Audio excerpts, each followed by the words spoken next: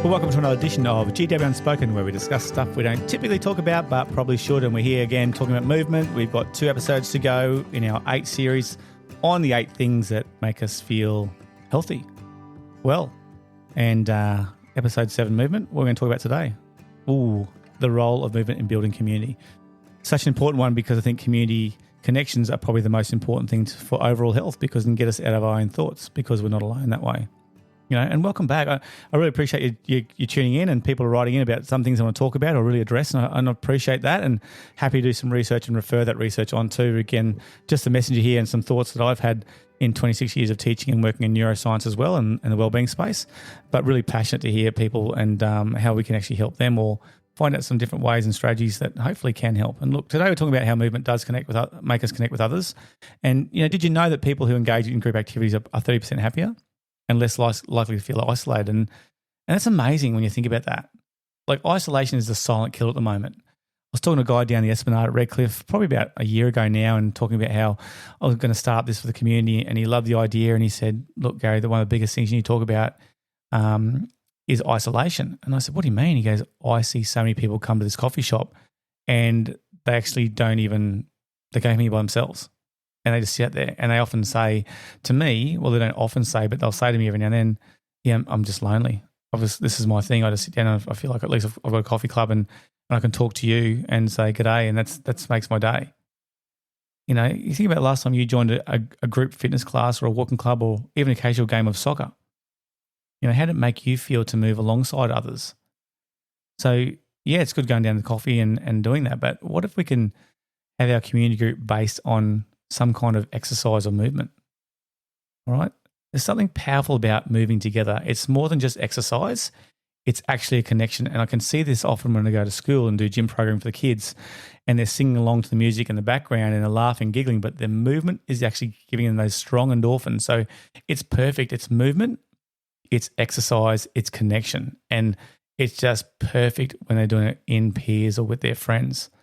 And look, let me start this episode with a story. There was a friend of mine who moved to a new city, and she didn't know a single person, and she felt lonely, disconnected, and she was unsure of how to meet people. So what she did, she got out of her comfort zone, which was tough for her. She's a bit of a intrinsic person.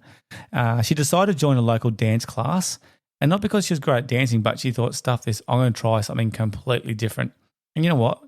Within weeks, she was laughing with classmates, grabbing a coffee after the sessions and building genuine friendships. And that was just a simple act of moving with others. And it made her feel sort of at home too, because it was her community then. So imagine that. If you can't dance that well, don't know anybody, imagine how uncomfortable that would have been for her to go out of her comfort zone to, guess what, I can't dance. I'm going to look like a Gumby, number one. 2, I don't know anyone, so I'm going to feel even probably more self-conscious. Doesn't know a person. And now they have the benefits of the socializing with coffee afterwards. So again, dancing, movement, music, again, endorphins, working with peers, again, a genuine connection that releases dopamine and serotonin. So it's just the perfect combination. Now, I'm not saying you have to dance. I'm just saying find your thing. All right? Here's a question for you. When was the last time you participated in a group activity? You know, you might be a bit of a person like me who prefers to train alone, and that's fine.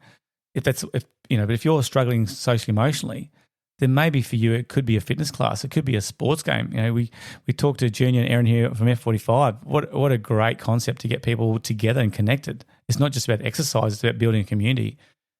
All right, what about a sports game? Or even if you can just take a walk with a friend. Maybe you're the person who, you got a lot of social emotional issues, but you don't want to talk about it, but you're just going to listen for a change and just really listen to them. And you feel like you're worthwhile because you're there for them, and that can give you some endorphins in itself. You know, how does it make you feel when you compare to, say, moving or working alone? Because the reality is loneliness is actually more common than ever. You know, we live in a world where we're constantly connected online, but often disconnected in real life. And that's really important. I want you to think about that. We're often connected online, consistently that is, but often disconnected in real life. I want to ask you another question. When was the last time you went out for dinner or out to get some takeaway or something outside, and you noticed at a restaurant or people sitting down to eat and most people are on their phone, right? People are still isolated doing that. They're just keeping their brains busy. So social isolation doesn't just affect our mood.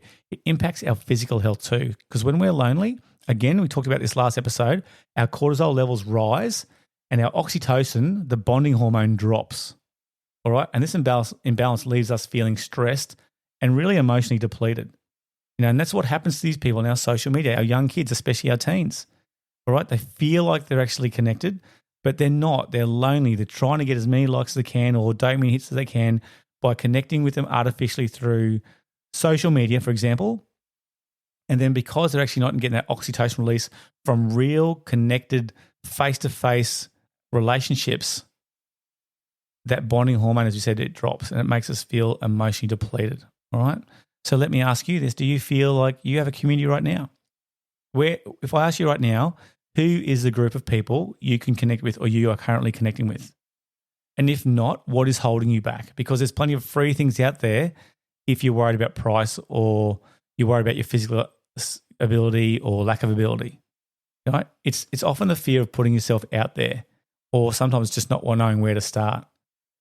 Right, so let's talk about some solutions right now. Group movement is one of the easiest and most effective ways to build connection. Whether it's a fitness class, a recreational sports league, a walking club, moving together fosters just trust and a shared purpose. Even something as simple as meeting a friend for a walk can create a sense of accountability and belonging. I know my mother, Mum, the old boy passed away just over now on the 13th of Jan. It was 8 years ago he passed away. Mum did not give up walking. And she still struggles at times missing Dad, missing her husband, all right, because they were so close together. They went around Australia twice together. They're in each other's pockets. They loved it that way. And Mum kept getting out, and then she started meeting people. Now she's meeting my sister on the Esplanade. I think it's on a Monday where they'll go to Mooloolaba and they'll have accountability to meet, for example, at 4:45, and they'll walk together, then sharing a coffee. That's accountability. That's a sense of belonging. That's also improving all those endorphins from movement. All right. Do you think sometimes she wakes up and doesn't feel it going? 100%. 100%. But once you start moving, those endorphins come through. Remember, we're not logical creatures. We base ourselves and often our actions on our emotions. So here's a challenge for you. What's just one group activity you can always be, or you've always been curious about? Let's start with that. Not one you can actually do. What's one you've been curious about? Yeah, maybe it's something different. Is it a dance class? Is it yoga? Is it cycling? How could you take the first step towards trying it? Remember, it's not about being the best. It's about showing up and being part of something bigger. And in turn, that will help you. So look, here's something for your journal challenge again for today. 3 things, always do things in threes. Threes is what we often remember things easier. There you go, if you're in business or doing some group presentations or whatever. People remember things in threes. Coaches out there, sports coaches, remember this 3 things people remember. Number 1, write down 3 group activities you'd like to try.